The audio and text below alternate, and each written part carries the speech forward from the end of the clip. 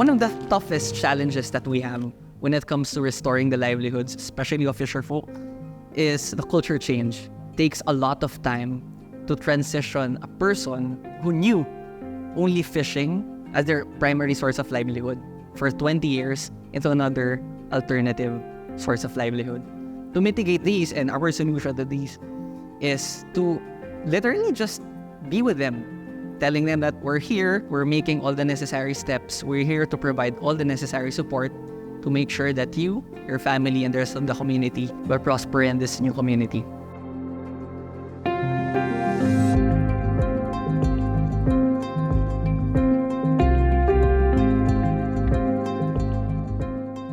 My name is Don Guerrero. I'm the Livelihood Restoration Supervisor from San Miguel, Iro City.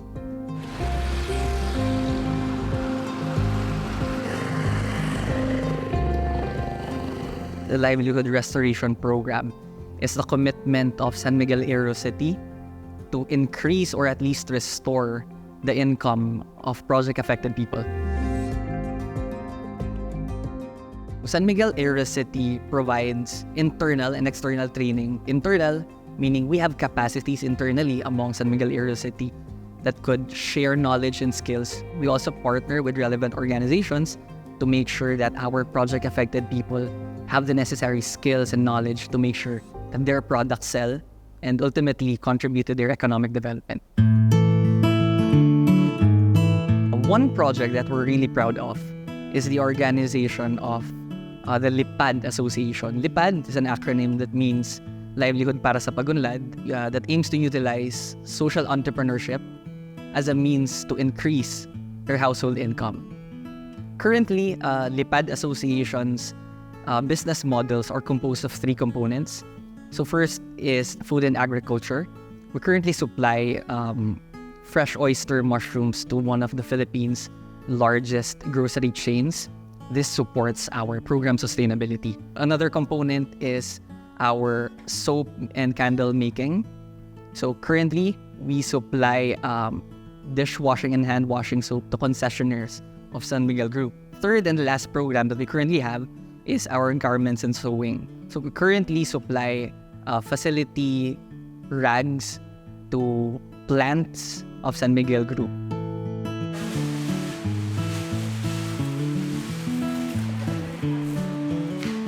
Ako po si Marilu Talyara na dating taga Sitio Capol, Taliptip, Bulacan. Ang trabaho ko po dito sa Livelihood Center is nagluluto po ako ng mga produkto ng mushroom. Dati po sa coastal, yung pamilya ko po, yung pong asawa ko is nangingisda po, tapos nagtatambak po siya sa mga palaisdaan. At ako po, meron naman po ako isang maliit na sari-sari store na pinagkukunan po ng aming kinabubuhay. 3 po yung anak ko, bali 5 po kami sa pamilya. Kikita lang po ng 500. Tapos yun naman po kinikita ko sa sari-sari store is parang doon lang po napupunta sa pamasahe sa bangka, saka sa pag-aaral po ng mga anak ko. Hanggang sa isa po ako sa napiling tulungan ng SMC, San Miguel Corporation, saka po ng San Miguel, Iro City, na bigyan ng hanap buhay dito nga po sa Livelihood Center.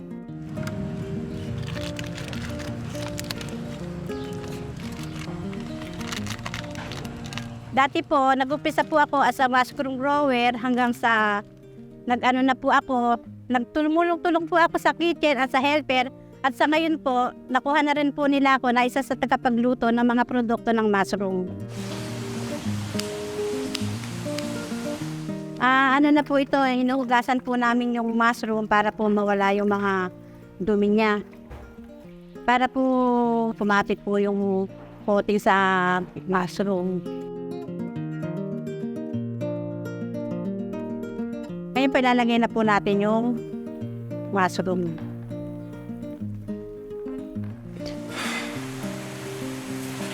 Yung pong tirahan namin sa coastal is bali ilog po siya. Tapos meron po siyang mga asinan dati na doon po kami nakatira. Doon po kasi medyo mahirap po ang buhay doon lalo po sa pagbili po ng mga pagkain namin. Talaga pong umaahon pa po kami sa bayan, sumasakay po ng bangka para lang po makabili ng mga bigas, ulam. Talagang gumagastos pa po kami ng malaki para po sa transportasyon. Tsaka napakahirap din po pag po yung umuulan, pag po may sakit sa pamilya. Mahirap po sa pagpunta sa ospital kasi nga po, sasakay pa po ng bangka, nababasa ka, tapos bago po madala sa ospital.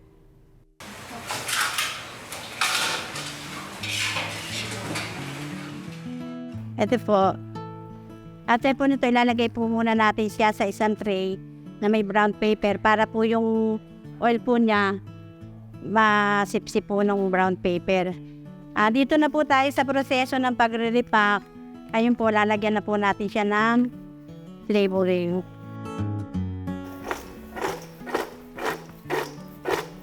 Ito pong ginagawa ko nito, ang flavor po nito ay white cheddar. Wala po talaga akong alam sa pagmamashroom. Dito ko na lang po natutunan sa livelihood.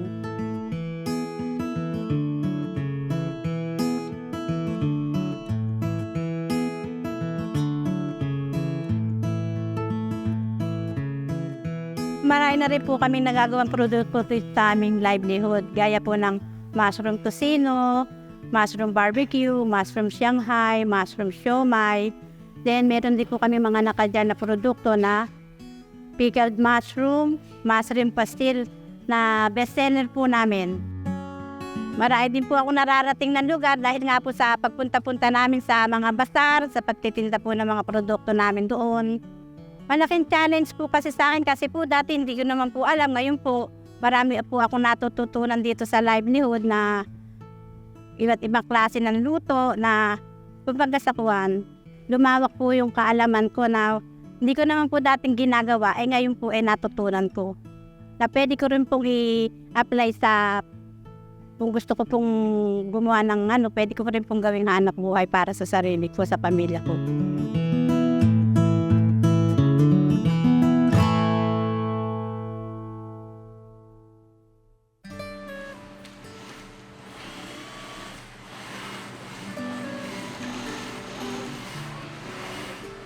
Siyempre po, nakakaalawan-alawan na, imbis na manghingi ka ng pambili ng gamot sa mga kapatid mo, naipupundis ko yung sarili kong gamot, yung mga kailangan namin na hindi man gaanong kamahalan yung mga mumurahin na kumbaga magkaroon man lang.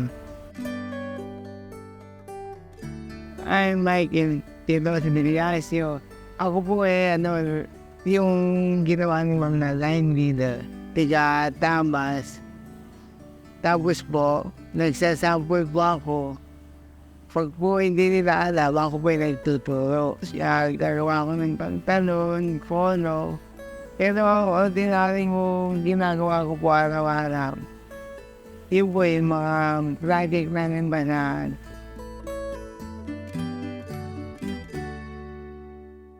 Ako po dating OFW. Galing po ako ng Amerika sa MOA. Nananaib po ako ng Amerikana, gaon, may mga militar po dyan sa Karame. Pinauwi po nila ako. Sila po ang nag-shoulder na pamasahe ko para makauwi ako dito. Kasi po, yung mga officer na graduate, ako po ang gumagawa ng Amerikana. Naka 1 week lang po ako, inatake ako ng stroke. Kaya hindi na po ako napagtrabaho.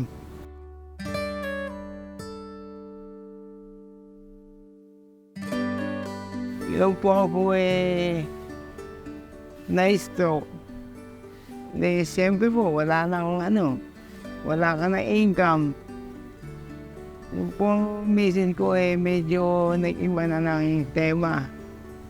Hanggang sa siya po ang nag-abroad, hindi na akong binalikan. Noong ako po medyo nakakagalaw na, nagtayo po ako ng sariling taya sa San Miguel, Bulacan. Tapos po, nakilala ko yung bagong misis na tigalate. Sinama po niya ako dito. Nung po sila'y nananaig dito, nagtatawanan po sila at hindi nila maintindihan yung gagawin. So, nakialam na po ako para ma-share ko naman sa kanila yung nalalaman ko. Kinokontak po nila kami kung sino po ang gustong mag-training ng pananahe at yung sinong gustong magkaroon ng hanap buhay na permis. Kaya po kami napunta dito sa livelihood. Inikayat ko po siya kasi po, inano ko po siya kay Ma'am Lynn na marunong po siya. Lahat po alam niya. Pagtabas, maggawa ng pattern. At nananahi po siya talaga. Nag-abroad po siya. Hindi na po niya kailangan mag-train. Pumayag naman po sila na isama ko po siya. Nagkaroon niya po ng practical ng San Miguel na ganito. Naging dito po yung misis ko na ang manahe. Dahil pinag-aaral po sila na San Miguel. Ako naman po hindi na ako lang po sa lakas ng loob. Sa pananampalataya na kaya ko. Kasi malakas yung kamay ko alam po, kaya kong gawin. Ayos lang po sa akin. Kasi po parang nagiging extra session na po yung maggalaw, pagkilis, maglakad. Kasi po dati, hirap ako lumakad na nag-iisa ako. Hindi po ako susuport dahil yan ako nakakabubuti. Kaya po, kung hindi mo tinulungan yung sarili mo, hindi ka naman tatanungan ng kapitbahay mo Alam mo katulad sa'yo kung hindi ikaw. Kumbaga, part yan ng therapy ko.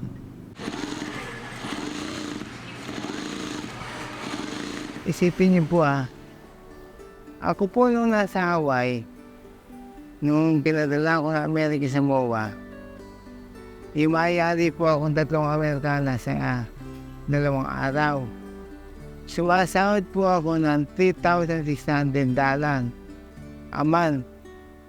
Nawala po iyon. At hindi po ay mandungo. Sanay kang umawak ng pera na wala. Kaya nung ako'y kumikita, parang balik na yung sana lumakas uli ako para mag-improve uli yung kita mo. Sa isang katulad ko na kumbagay dapaan walang pamimilian o tesya na biglang guminawa yung pakiramdam mo na ito pala ang way para magpanibagong buhay ka.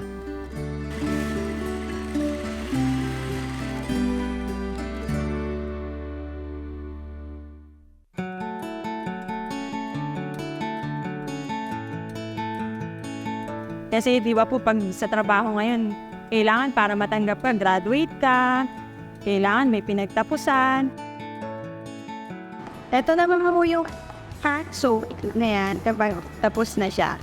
Na ginrab ko na yung opportunity kasi po wala na pong hinihinging kahit ano pa mang requirements, pasok pa. Ako si Annabel Valiente Santos, 36 years old. Nakatira po ako sa Puro 4, Bangbang, Bulacan, Bulacan. Ako po ay isang trabahador dito sa Livelihood Center. Kami po ay gumagawa ng dishwashing at hand soap at candle. Dati po wala akong source of income, wala po akong trabaho, isa po akong housewife. Pinagkakasya po namin kita ay yung kita lang ng aking mister. Ang sahod po ng mister ko noon ay 10,000 a month.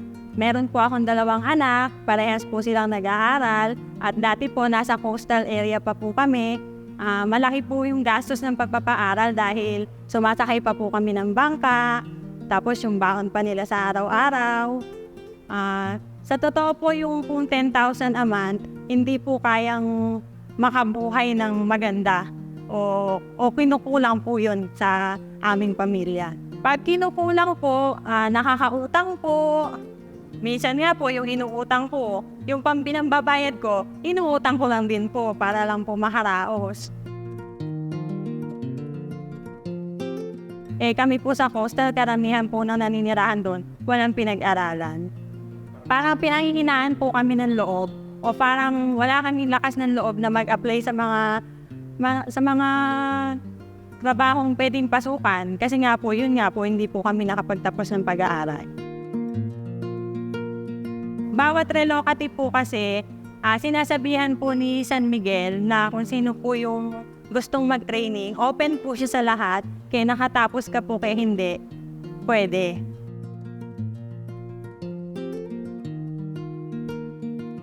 Ito po yung paggawa ng dishwashing. Bali, ang una po maghahanda muna tayo ng tubig na 5 liters sa timba. Ang una po nating lalagay itong sipas, 500 grams po. Dahan-dahan lang po yung paglagay niya, tapos po yung paghalo, dahan-dahan lang din. Sir, kung nakikita nyo nga po, nakasuot po kami ng gloves kapag gumagawa po ng hand soap at saka dishwashing. Naka-hairnet po, tsaka naka-mask. Para hindi dumikit sa kamay o hindi namin mahawakan kasi nga po, tulad nung sinabi nyo, chemical po sila, matapang.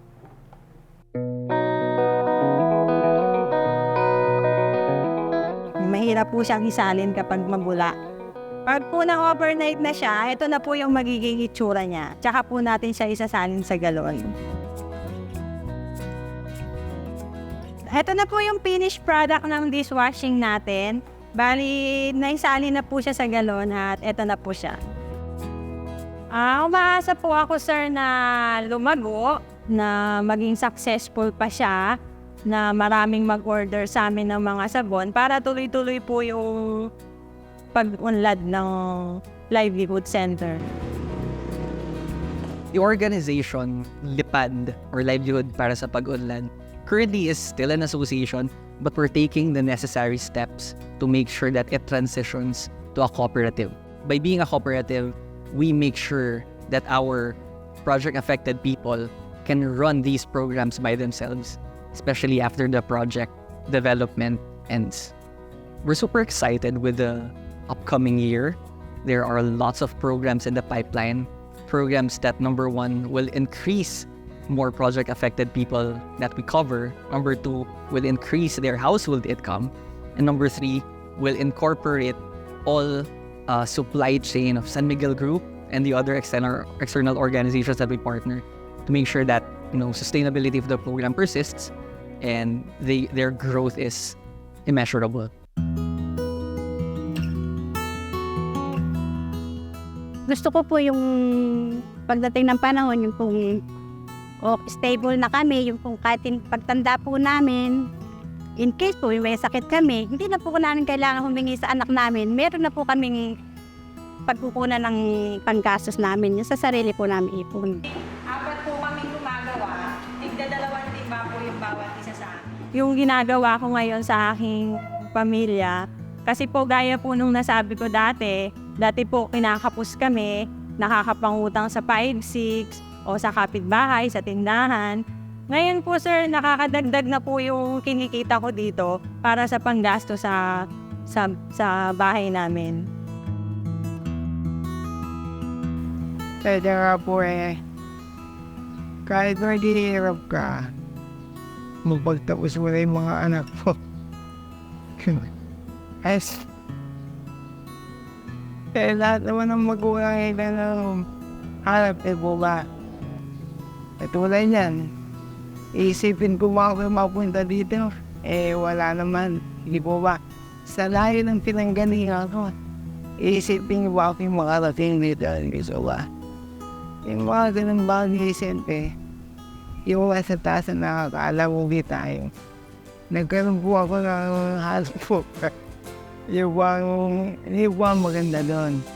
Nagkaroon kami ng hanap buhay.